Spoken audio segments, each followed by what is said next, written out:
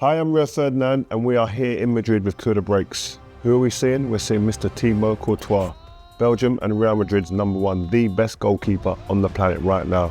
We caught up with him, we talked about loads of stuff. We talked about the superstars, Kylian Mbappé, how he's adapted, the mentality of these mentality monsters. Does Real Madrid, what it takes when they get into knockouts phases of this tournament, the Champions League, to win this trophy.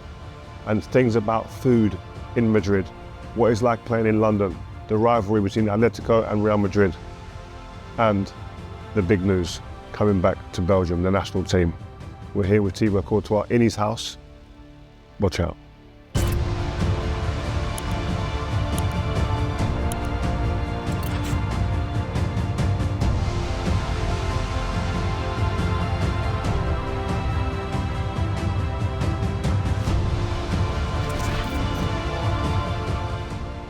So Thibaut, thank you very much. We're here in your lovely house in Madrid. Thanks for inviting us in.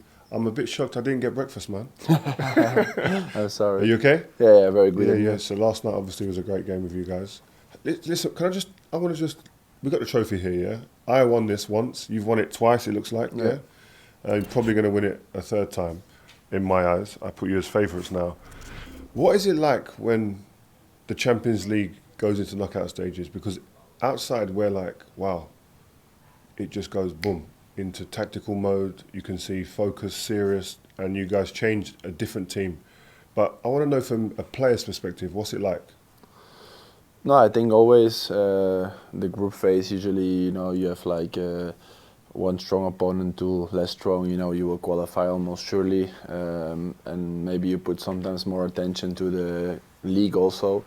But then I know when the knockout stages come, it's getting serious, and maybe we have that edge that we can just give that extra 5% more to be able to win, And yeah, it's hard to explain because I want every game to be like this, but I guess it costs a lot of energy, physically, mentally, and yeah, I'm sure that that when we play against big opponents, we can do better. That's why maybe in a way it was better to play against Manchester City than against Celtic, because maybe against Celtic our minds wouldn't be that great as against Manchester City. So I know, I just feel that Champions League is always a special competition. Also, like for example for Kylian, he hasn't won it yet, so he's very hungry. The young guys are very hungry to win it, and even guys like Madrid that already won 6 times, I guess. He wants to 6 times. He wants to win the 7th time, I'm sure. So let's see. But do you have a conversation? Like, is it like, does Perez come down and say, guys, it's Champions League, it's different today, or does the manager Carlo Ancelotti, or is it just something that it's not spoken about? It's just a feeling. No, it's automatically. I think our president comes every game, so for him every game is important. So it's not that he's like, no, it has to be more or so. No, he's always like making sure we are on our best, and obviously with the manager also. But just a feeling, we know. I guess also the competition, Real Madrid, the club, everything together just mixes up well, and we know, and we stay calm. I think in the last 5-6 years, I think we always reached. Or the final or the semi-final, so it means that we do quite well. And this season with this new format, I guess it was a bit of to adapt to the new way of how it works. So obviously we had to play these 2 extra games that physically maybe it's less good, but mentally I think it was good for us to beat City. And let's see how now the draw goes, and because already now it's quite fixed, you will know your road to the final already, where before there was like again a draw and everything was open. So I don't know yet if that's what is better and what not, because eventually Liverpool and Barca were first and second. They might up playing against Paris, or even Atlético can get us or Bayern Munich. So yeah, I guess it depends how well the team did in the league phase, and I think a lot of big teams we didn't do what we had to do, and you have to play big teams. Yeah, indeed. Yeah, no. So let's take it back. You was raised in Bilzen, and your football career started as a left back. Yeah, correct. How did you become a goalkeeper then? Because I played volleyball, and so with my parents we had like a beach volleyball court at home because my dad had to train, and basically I love to dive. So it was a tournament where like indoor tournament in Solingen where I had to like they asked me, you want to be in goal? I said, yeah, why not? And there I was best goalkeeper of the tournament. So Yeah. there a bit started to see that I had maybe more talent in goal than as a left back. But when you go in goal as a kid, you go and you get goalkeeper of the tournament. You join Genk at 16. No, I joined Genk at 8. At 8, yeah. Yeah. So you was there for all that time. What was some of the challenges that you may have faced? Because we've got a lot of young people that watch and listen to this. What are the challenges you face, and how did you overcome them as a young keeper? Yeah, the challenges are obviously the first 2-3 years when we were playing like half a pitch, you know, we were still rotating. Only when we played a 11 vs 11, I had to choose to be really goalkeeper. And obviously at the beginning you don't have the power to save in a big goal. You consider maybe goals that because of your height. I was not that tall. The other goalkeeper, Koen Casteels, who's in Saudi Arabia now in Al Qadsiya, he was taller as me. He grew up quicker than me, and there was a big height difference between us, so you always felt a bit like the second person. And obviously growing up you have pains in your body from growing, maybe you cannot kick that far, so that was hard, but I just stayed calm.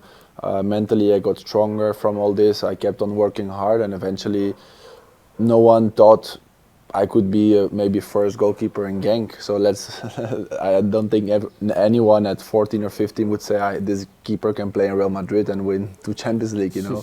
But just keeping the hard work and doing my thing, have a good family behind, a good structure, and that's what basically helped me to get there, you know. So would that be those foundations with the family? Would that have helped you even when you become an adult playing at Real Madrid, but all through your career? Because it's quite unique for a goalkeeper. When you concede a goal, the first person they look at is the goalkeeper, whether it's his fault or not. And the goal goes in. How do you stay calm and don't let that affect you? Because I would immediately be thinking, oh, is it my fault? Are they going to blame me? Because it's always the goalkeeper to look at. Yeah, indeed. I think those foundations are important. My father, my mother, they always played volleyball on the highest level in Belgium. My sister also. So eventually it's something I grew up with, to be humble, to stay with your feet on the ground, to analyze what you could have done better, to not fly in the skies fast, just to in the beginning just to stay humble, to work hard. And eventually I think with this, when you concede a goal, mentally you have to be strong even if it's your fault. I think what I always learned was to not get emotional, because those moments you keep inside your brain and it will get worse. So when I make a good save, an important one, I will celebrate because it's something you keep inside you. And when you make a mistake, you see a lot of goalkeepers kicking the ball strong or hitting the post. And when you do this, you keep that momentum inside you, and it's a negative. So I think you have to erase it, but sometimes mentally it cannot always be easy. Like, for example, my first year in Madrid wasn't the easy one, and I didn't feel I was saving what I usually save. And obviously at some point you every goal you concede, you think, oh, what they're gonna say, because obviously you get killed a bit by the press, you get critics, and there's some moments that it ends up eating you a little bit. And then we played in Galatasaray and I had a great game. We won 0-1, and there was the first moment I really became myself again, also mentally, because sometimes you go to those little struggles, and even though you don't want to accept it, sometimes it just eats at you. But there it's important to keep on talking with your goalkeeper coach, with the coach itself, to train well, and then by itself it will come. And same with Kylian with his goals in the beginning of the season, that maybe it was not going inside, but now it works. So I mean, sometimes it's just these little things, and with the quality each player has, it will work out. So you have to stay calm, and that's what I also did back then. What are the most important traits for a goalkeeper in today's game that you see and go, goalkeeper must have this? Like, I've got a son, he's 18, he's a goalkeeper, so he'll be watching this and he'll be listening to you. No, I think goalkeeping changed a lot from, let's say 20 years ago or so. I think one big shift came with Manuel Neuer, I think in 2013-14, like a lot of sweeper keeper. But now with the new rules of playing out, before you had to be outside the box, now you can be inside, so there's a lot more. Like, a goalkeeper has to decide the play of the team in the beginning, almost. Like, I'm not saying I'm a quarterback, but you have to decide a lot, like how they press. You have to play out, or you go long. If it's 1v1, you have to find the last line, stuff like this. But I think for a goalkeeper now, you have to be good with your feet, have a good position, know how to play in the back of the defense, try to come out on high balls and obviously be good in goal. And I just think also like communication-wise to be important to lead your back four. I think that's important. So yeah, I think a goalkeeper became much more important, and there's much more value nowadays for a goalkeeper than maybe 15 years ago or so. I think that also contract-wise, and I feel that every club knows that you need a good goalkeeper alongside a good striker or a good team to win. You cannot have like you cannot think we will have 10 great players and the goalkeeper can be so-so. I don't think that exists anymore. So yeah, that's it. So just to take you back, you moved to Spain at a young age, and you signed for Atlético Madrid at the time. What was that like, that transition to a new country, new culture? Yeah, the first 2 weeks weren't that easy. Obviously, you come from I was in gang for all my life basically, like 11 years. So then suddenly to move out from your house with your parents to live alone in Madrid in a big city. Without knowing the language at the beginning, it wasn't that easy. So the first 2 weeks was a bit hard, but once I could speak a bit more Spanish, obviously the teammates helped me a lot. They were really open. Like, it was an amazing dressing room in Atlético where even if I couldn't speak with them, they just brought me to dinner. They said, let's come with us, you come with us. And I was there on the table like listening, and I couldn't say much, but I was learning new things, a new world. And eventually it went well. I remember the first season I was happy when there was a national team so I could go back to Belgium. But already after the second year I was like, wow, I love it here, and it made me fall in love with Spain, with Madrid, and obviously my kids are from here, so when I had the chance and to come back to Real Madrid was like perfect for me. So what is life like in Madrid? You just said how much you've fallen in love with it. What's like the food, the lifestyle? Just talk us through that for someone who hasn't been here. Yeah, I think the city especially now even more became more international, but it's like really warm, open. There's a lot of sunshine. And yeah, just a nice city, good food. I feel like you can go into some local restaurant and you will have a great meal, and not too expensive and so, and just Hamon is unbelievable. No? Yeah. Oh, this is my favorite. When I come here, this I love. Yeah, the tapas in general, also when you go into the city, I feel also Spanish people are really warm, always nice. Like, I don't know, you go to a supermarket and you feel like the person there will help you with a smile, where in other countries I felt that people were less nice sometimes when you go like this to a supermarket. So yeah, I think it's really enjoyable, and the city is amazing, a lot of culture also. And yeah, Madrid, you're in the middle of Spain, so everywhere the beach is close, with the train on 2.5 hours you are in Valencia or Marbella. So what's it like for you, like on a day-to-day basis? Are you taking your kids to school? Is big Thibaut walking into the school playground with his kids? Is that normal?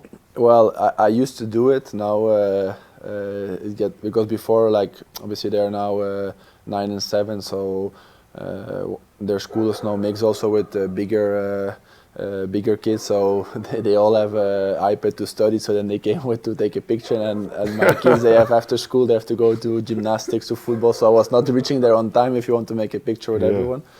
But yeah, normally in the morning I would bring them to school when they're with me, and then after usually go to training. After training you have some treatment. Sometimes my physio will come home, we'll do some extra gym work here if I didn't do it in the club. Oh, you have your own personal guy? Yeah. He'll come to your house and stuff. This is becoming very common with the players now, isn't it? Yeah, indeed. I think it's something that people want to take care of themselves even more. And obviously in Madrid we have everything perfectly. It's not that we don't have it there, but sometimes also good someone that can come in the evening, to again maybe look at everything, sometimes do some extra work. And I guess every person has his own confidence person with who he feels better, So trust and stuff. yeah, like that. and also he knows you really well, and that's what I usually do, like 3 times a week. And then after, when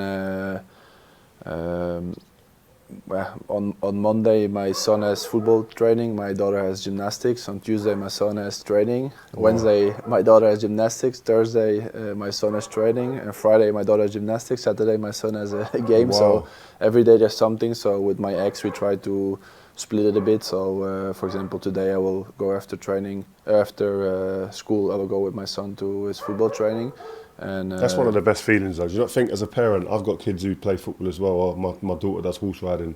The feeling of being able to go and just sit and just calmly just watch your kids play football or do sports is great, isn't it? Yeah, I love it. You know, obviously, my son, I'm lucky, he trains in Real Madrid. So, for example, Saturday when he has a game in the morning, I can jump fast after training to watch him. You know, so that's lucky for me to be also close, to have sometimes easier way to access, because obviously if you have a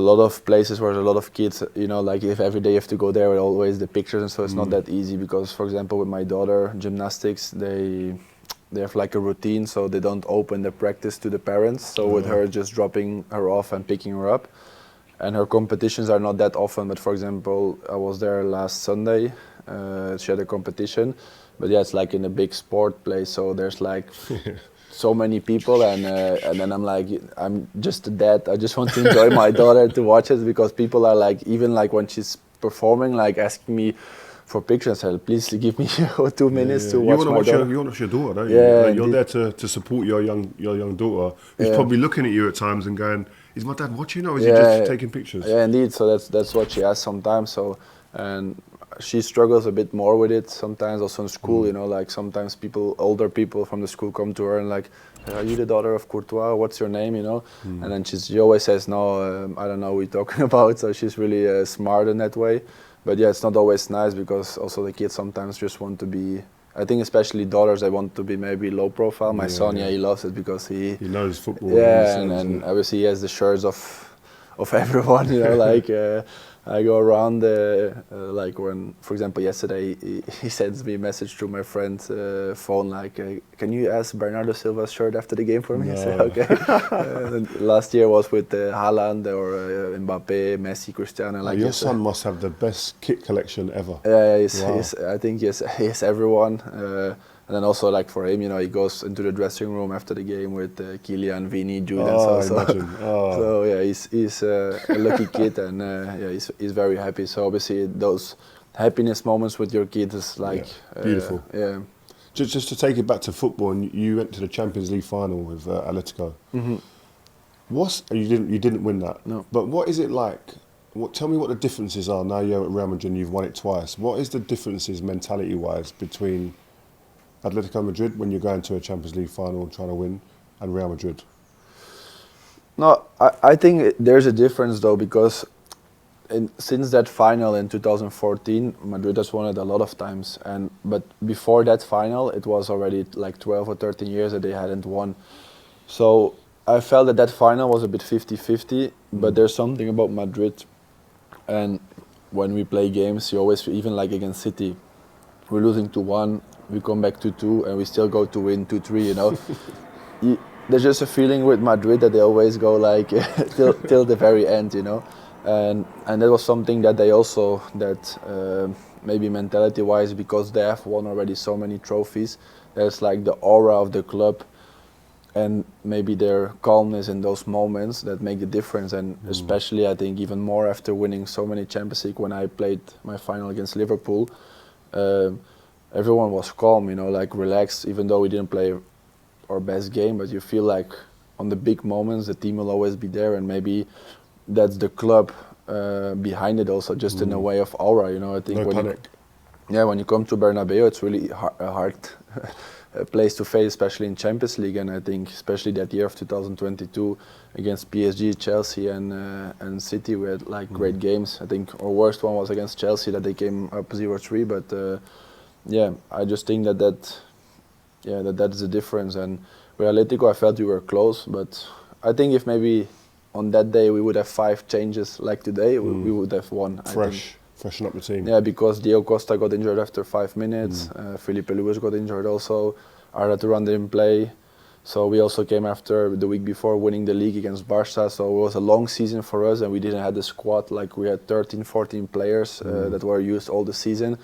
And yeah, I think mentally after that 1-1 we were really tired, but I loved Arda Turan, I loved him. He was a great player. Yeah, indeed. So we missed a few players, and eventually it was not meant to be that day. So obviously that was one that hurt, and that often they laugh at me here in the club. But yeah, I'm happy to have won it now twice. And as I said, you feel like also last year against Dortmund, how we first half not a good half time we fix a bit, we stay calm and we go to win, and yeah, it's something hard to explain. Yeah. No, good. Well, we've spoken about Madrid, London. Like, what does London mean to you? Obviously, it's part of your career. When I mention London, what does that immediately spring to mind? Yeah, obviously for me it was like I owe a lot to Chelsea. You know, they obviously found me in Gang. They bought me. They loaned me out to Atlético 3 years. They helped me grow. They took me back. They played me in front of Peter Čech. That is a legend, obviously, and I owe also a lot to Peter. Yeah, I just think London was really nice. I love London also as a city, but I always missed a bit Madrid, and especially when your kids after like I broke up with my ex and they moved back, you know, you miss also your kids. So it was a miss that maybe also sometimes you also feel it in your daily life. Maybe you're not 100% happy, and that also affects maybe a little bit your performances. Even though we won 2 Premier Leagues and so we had, like, I think we had 2 great seasons. After the first Premier League, I got injured on my knee. Then Mourinho was sacked. Then we finished the year, but we didn't have a great year. Then with Conte, we won the league again, and then the year after, we won the FA Cup against Manchester. Why are you talking about that, man? Come on. It was a nice game, you know, good way to finish. Yeah, no, I love Chelsea. It was a great team to play at and a nice city to live. Just for me was always that I missed Madrid and my kids, and always loved Real Madrid growing up because of Iker Casillas. So the moment I had the chance to go back, it was something I wanted to take with my both arms. Yeah, the only thing, the way I left was not how I wanted, obviously, but they're just like always the club versus the player versus the club, because in March, because I had 1 year left on my contract after that season, so or I signed a new deal or basically I was going to get sold. But yeah, in March we spoke with Marina and she asked me, what you want to do? I say, I'm sorry, I want to leave. And she was like, yeah, I don't think the team you want to go to will want you, she told me. So I said, I don't know, we'll see, but I know I will have my options, because I had also other options naturally. And I said, you know, I feel just I want to leave, and I believed I would play for Real Madrid.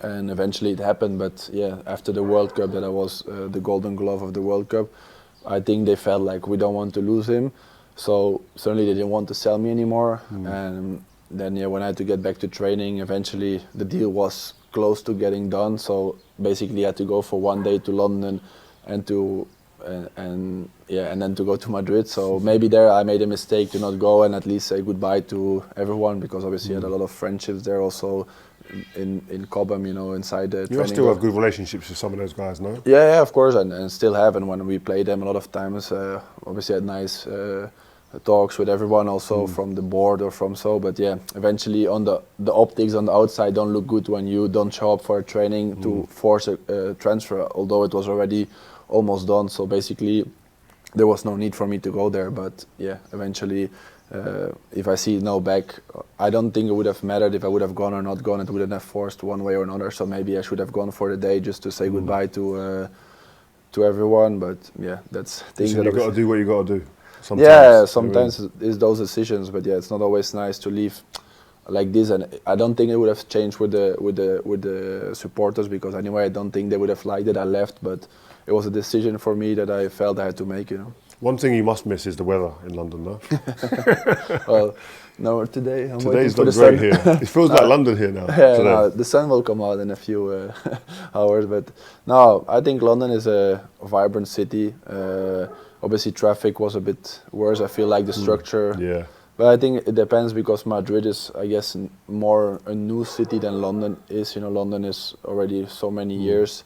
It's a historic city where eventually, you know, the roads and so they are how they are, and they cannot make it bigger. Whereas Madrid it expanded, like the city became bigger, so they could make really good infrastructure. But yeah, I always loved London. You know, it's a very international city. You meet a lot of people from different countries, and that's something that's starting now in Madrid. So there you see, like London, yeah, is still like a really important city in the world. Yeah. Just to go to some of your teammates, because I'm really interested. I told a few people I was coming to meet you, and they was like, "Listen, you got to ask him about. We want to know about him and what makes a great goalkeeper, etc. But also we want to know about some of these players that he's playing with in that change room. And Kylian Mbappé is the first one really because he's a superstar signing this year. Obviously, the first start he started quite slow, still scoring, but he was not the Kylian Mbappé we expected immediately. And people were going, "Oh, is he going to work?" Now he's in great form. Is he better than you actually anticipated him being? Yeah, his quality is really. I obviously played a lot of times against him, and I know how good he was. But yeah, his ball control technique, the ability to make a dribble and go really fast past the defender, that speed what he has, and it's not just the speed; it's also really the control of the technique that he has, his shot power, his quality. It's really like on training, I was like really impressed, and obviously in the games he didn't come always out. So my friends were like, "He doesn't score. Why he came to us?" You know, I'm like, "Calm down. He will score a lot of goals. He's really, really good." You know, also in training, like sometimes he makes goals, and you say, "Yeah, that's crazy." And he's a really nice guy, humble guy that came on a really good way in the dressing room. Didn't want to force anything. Didn't ask for special things. Didn't want to force. You know, just trying to adapt to playing with Jude, with Vinny, with Rodrigo, with Brahim. And I think it's a natural process. And sometimes you go to a new team and it will, from the first moment you will score and suddenly everything goes well, but eventually you need to learn a new position, new team. It's not always that easy, and everyone stayed calm, and that's the most important. There was a lot of critics from the press, but that's normal when you're a big signing. But he stayed calm, the team stayed calm. We knew that he was going to score, and that's eventually what happened. You know. I think it's important that as well for especially young people that are watching, but also Real Madrid fans, to appreciate that he's an absolute superstar, worldwide superstar. And one of the things people are asking, can he be humble? Can he be there and come and be part of the team? And the way you're explaining it seems like he's done that immediately. Yeah, I don't feel, I don't know, I never really felt that when I was at Atlético, Chelsea or Real Madrid, that the top players are really arrogant idiots. You know, I never felt it. I felt that sometimes when you're in lower teams, there's some players are more arrogant, thinking they are the best. Than when you're in a big team. In a big team, I never felt that someone is not humble or that they are like a dickhead or whatever in the dressing room. I feel always people are very nice, and obviously, I feel as a top player you need to have a little bit of arrogance on the pitch and a bit of ego, because otherwise you don't make it to the very top. You need to be there for yourself, stand up for yourself. But I feel like we have a great team. He fit in perfectly. Yeah, and just he's always smiling, happy guy in training, training well, playing his games and not complaining. You know. Obviously, I'm a defender. Who's the best defender you've played with? That's a hard one. I played with a lot of good ones, you know. So yeah, I would always say like Sergio Ramos. I really loved. Rudiger also really like, you know, in Chelsea. Tell me a little bit why. Like what Rudiger? Start with Ramos. Why? Ramos, I would say his his experience, his positional play, his strength, also a bit his mentality, and very strong with the head. You know, like. I know it from playing against him, but also with him, you know, he's really strong with the head, but also his positional game and his passing, right foot, left foot, were really good. Then Rudiger's like, obviously we call him Loco, the crazy one. Crazy guy, no? But yeah, he's if you ask him to run through this brick wall, he will run through the brick wall. He's strong with the head, very fast also as a defender, and yeah, also strong with the head. Then also with JT, I played 4 years. There I also think like positional wise he was good. Obviously I played with him later in his career, so there he was maybe not as fast anymore, but also like positional wise a leader from the back, also a very strong captain inside the dressing room. And then when I played in Atlético with Godin and Miranda, there was also two guys maybe technically not the best ones, but for what Simeone wanted, like long balls, strong with the head, duels, this mentality of over my body, you know, that was really special. And yeah, so I'm lucky, I think. With some good players, some good defenders. Yeah, and then obviously I played in Belgium with Vincent, also love Vincent, you know. It's crazy. We've talked about, and it's always the superstars that get mentioned. But you know who I really love, and I think that I'd like to get your input. Valverde. Yeah. Like the way this guy plays, he reminds me of a little bit. Not saying the same quality or level, but a bit like Steven Gerrard in some of the way and actions that he plays.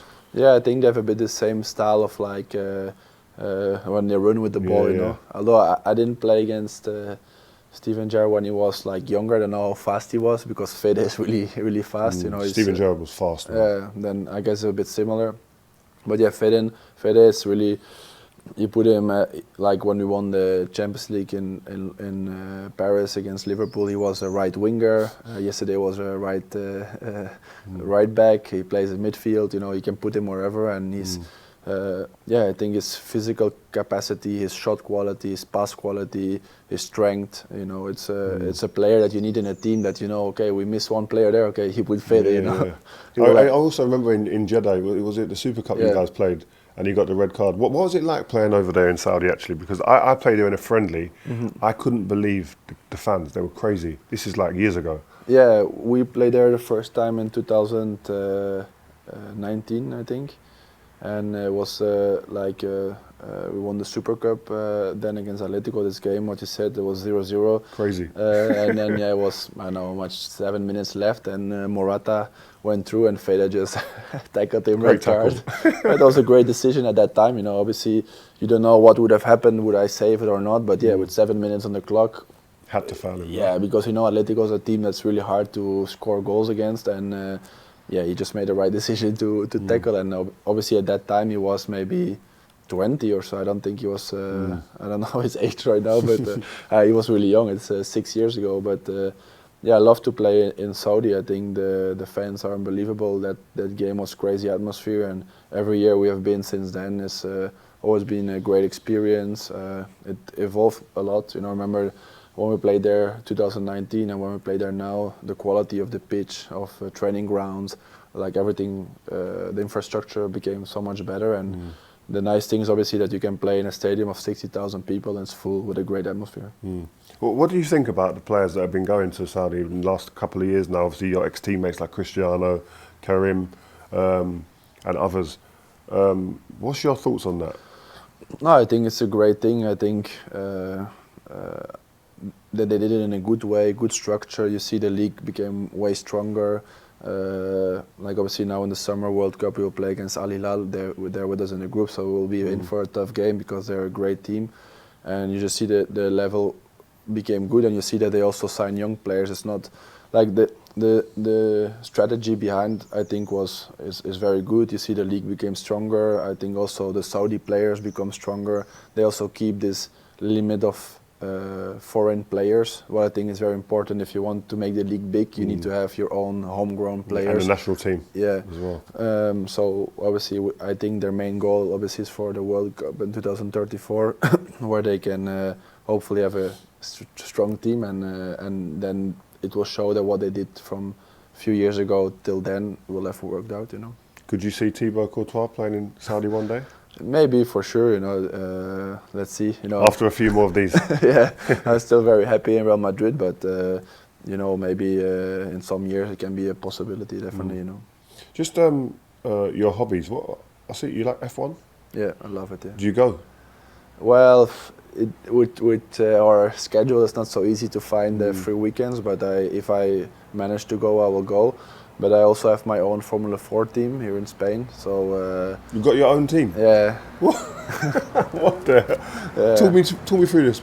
So you bought a team? No, I started from zero. A team? Yeah, created from zero, TC Racing, and wow. we're competing since last year in Formula 4. So it was not easy to create the team from scratch and to be competitive. So eventually we managed to have some points because. You have 3 strong teams that have like 6 cars, and so that's already 18 drivers, and the only first 10 like in F1 score points. Obviously, as a new team was not so easy, but we managed to score 10 points or so, and we had a good solid first year, and now we're trying to build on this for the second year. Wait. How do you have an F4 team, man? So how do you start? So you love it. You got a passion for F1. How do you go about, right, I want to build and buy my own car? How do you get the technical director guy? Who do you go to for this? So basically what happened was, I love sim racing also, so I have a simulator here for a car. Yeah. And so I raced online a lot. I met like in COVID, I was like with Lando, with George Russell, with Leclerc, with Albon. We were like always playing together. Oh, no way. Shit, I need to get on this, man.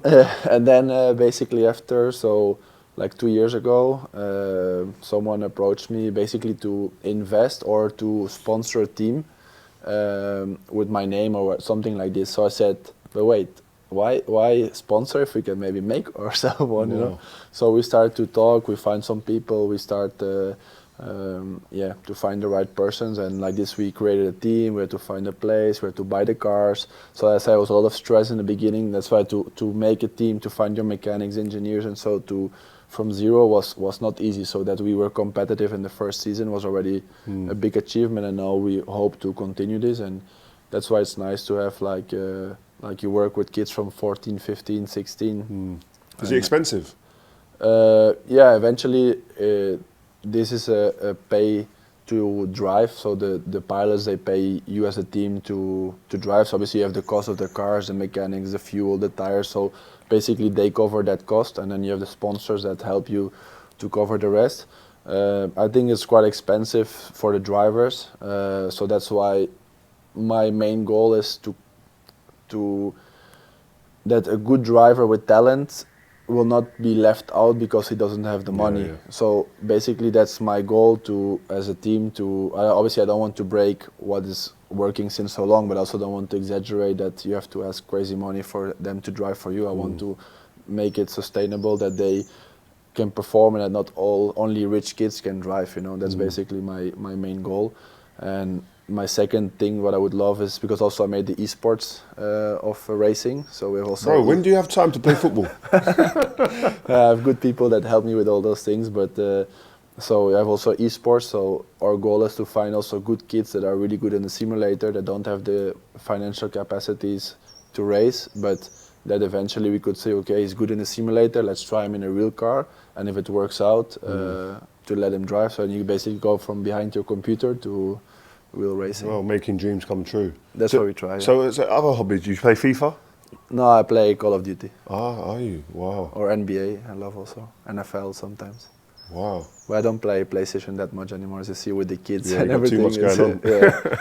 So what is it when you have the F1 team? So you've got a big team around you, or is it you making all these decisions? No, I have one friend of me, Asier. He's basically in charge of all the structure, so he manages everything, he deals with everything. He comes to me and he says, okay, I want to make like if he wants to change some things with mechanics, engineers, I let him do what he wants. If there's some bigger things, or like about the drivers who we choose, he comes to me, we talk about it, we make a meeting with the engineers, okay, we believe in those 3 drivers this season, and we will go for them. And yeah, so basically that's a bit how it works, you know. You have a good team around you, because eventually I think like on race day we have 3 cars, and I think we have a team of 30 people on Wow. race weekend that are active. Like they are not all employed, but some are employed just for the races. But yeah, it's a big team, a big structure, and it's nice actually. I love it. Does these outside interests and hobbies that you have, do they help when you have kind of like injuries? So Yeah, if you have an definitely. injury, you had a knee injury a while ago. Yeah. But do these kind of hobbies and outside interests help in those moments? Yeah, last year when I had my knee injury in August, in September I did an MBA in the University of Madrid. I finished. I did sport management. Wow. So I finished that. It was like a course of one year with like 10 different subjects about like finance and football and of other sports, marketing, business-wise. So it was interesting. Also human resources, like how to deal with a team. So it was actually interesting. And then obviously I had my race team that was doing the first year. So sometimes when I had a weekend, I was going there. I went also to the States a few times to see NBA, for example.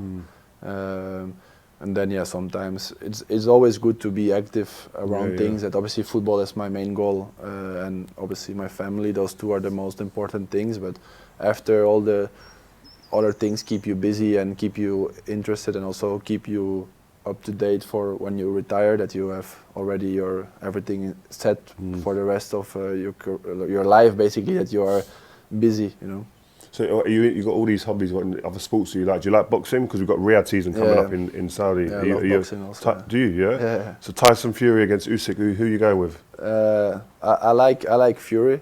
I think he has a special character, special way of boxing. I know Usyk is doing very well because also Lunin, our second goalkeeper, he's Ukrainian, so he goes always with Usyk. But I love to watch it, also just in general. So sometimes UFC. I love UFC watch, as well. Yeah. Yeah, it's crazy how Topuria lives close by here, and when we see him, we always laugh with him because Rudiger says, with 4 we take him down. So also Khabib I saw not long ago here in a game in Madrid. So it's I think it's cool. It's special also to learn from different sports, to understand how they work, how they train. Like when they do the weight cut, I think that's crazy. Crazy, yeah, it's that's true. crazy, and how they do. Like I cannot imagine lose today 8 kilos or 9 kilos and tomorrow to play a game. No chance. I'll be dead. I'll be drained. Yeah. Just you mentioned Rudiger. Out of your teammates, if you had one teammate who could fight in UFC or boxing, who would it be? And you would be confident they could do a good job. Well, I think Rudiger's who has the most knowledge about boxing and fighting. I think so. If I have to put my money on someone, I'll put on Rudiger. But yeah, if you see also I think it was Pereira, so that hit some people on his leg, and so that they and then it's really blue everywhere, and I'm like, oh my god, the strength they have is unmatched, and we don't have the same strength in our legs. I think footballers usually have already strong legs, but yeah, their muscle and the strength, and I think to be a good boxer you need to know how to receive hits. You need to deal with them and not be all over the face, and I tried to be a boxer once. Yeah. When I retired, I tried to retire from football and to become a professional boxer. And I think I saw that. Yeah, that was the first thing. Was I trained for 4 months. I didn't get hit once. It was just training on my own. Yeah. And then my coach said, "Yes, you can go and have a fight now, a spar with a guy." I went to the gym, same gym as Anthony Joshua. And the first time the guy punched me, it went to lights, and it was the reaction determines if you can carry on. Yeah, indeed. Sometimes you'll be like this, someone, and then you say, listen, they got to finish, or they go, okay, bam, right, let's go. Yeah. So it's difficult, but when you get punched, man, it's not nice. Yeah, Anthony Joshua is also in London a few times. Also, when I went there to a fight with David Hay against the guy from Everton, I forgot his name. Bellew. Yeah, Tony Bellew. And yeah, so that was always nice. It's also to see it live. It's also different than on TV.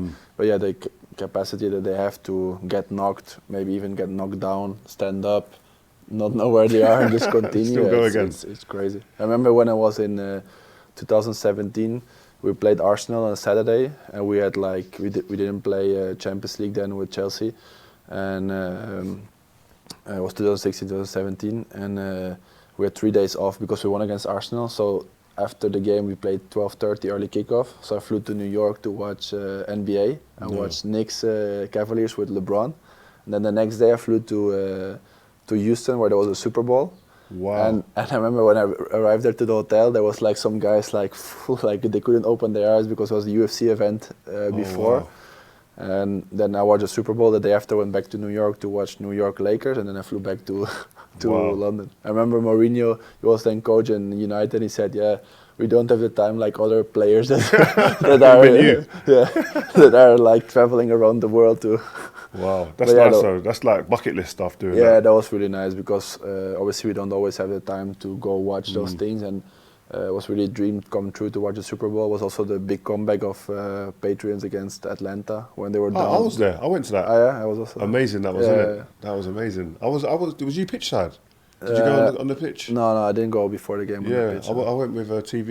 It was amazing. This was my first Super Bowl as well. We both went to the same one. It's the best one for many years. I think still is the best one. Yeah, definitely. But you got some good news, I think, for a lot of national team Belgium fans. Is there a possibility that you could be coming back to international football? Because you've had a bit of a time out. Is now the time to? Yeah, definitely. I think I would love to play the World Cup. So I think it's as good as sure that I will go back. Obviously, had some good talks with the coach, with the federation, and obviously there was not I didn't need a big change, so it was just a way that what was really wrong and I would really want to clear out. This was nothing to do with being captain or not, because a lot of people are especially in Belgium, ego and that you You let everyone down because you're not the captain, you're a small child. It has nothing to do with this. Eventually, sometimes with national team, you know, like you have a lot of ups, and when it's go a bit harder after a season in June, you may be tired. I had my wedding a week after, a lot of things in your head, obviously, and then you come there and Kevin and Romelu. So basically, Kevin was the captain. Me and Romelu were both vice captains, so we were on the same level. They had the Champions League final where City won against Inter. So Kevin got injured that game. Romelu got an extra few days off. So from Monday to Wednesday was the only captain there. And I don't know, if you're the only captain and one of the important players in the team and your coach doesn't speak to you for 3 days, like not one word, just 1 minute before training, like on the pitch, like, how's it in Madrid? You have a feeling like he doesn't count on you. And obviously that feeling wasn't nice, together with the feeling that I already was a bit tired of the season and everything. And then on Saturday we played against Austria, and I got like, I played 100 caps, so obviously there was like a special moment that normally you would get like a frame. And yeah. So obviously at that moment I just hoped as a gesture to have been captain that game, you know. And it was his decision of the coach. So obviously I also understood that Romelu had a hard game against City and maybe needed some emotional or mental strength, and that's why maybe he made him captain. I can understand. It was obviously nothing against Romelu because I know him already since we were 14 or 13. We played against each other. But yeah, that all together just made me feel like, okay, he doesn't count on you, and what am I losing my time here? And obviously I had some pain. After a long season, you have some small injuries and so, and I said like, you know what, I'm sorry. I said to the coach, listen, if you don't count on me like this, I don't want to be here anymore. I don't feel mentally ready to play. And he was like, no, I don't care how you are mentally, you will come, you will play. And I was like, not logical, you know. And yeah, I just said, you know what, I leave. And obviously to the teammates, it was not the best decision. And I spoke to Romelu after. I said, listen, I'm really sorry, but this and this. He said he understood it. He just said like, I would have preferred you would have played against Estland and Estonia, and then after you would have left. But I'm with you, I understand you, and that's it. So basically that happened. Obviously it was a bomb. But then on the press conference, I feel a coach needs to defend you. Even though maybe internally he can be so mad with you, I feel like to the outside he needs to defend you and defend the team. And there he just openly attacked me so strongly that even the federation didn't. I don't know. I feel as a federation you need also to stand by your players, or maybe say to the coach, listen, we need Thibaut. Don't bomb the bridges. Just like keep calm, and in July or August we will speak together, and then we will talk it out, or we don't talk it out. But you know. So then when someone attacks you openly like this, I just felt like, you know, there's no way back. And then obviously in August I ruptured my knee.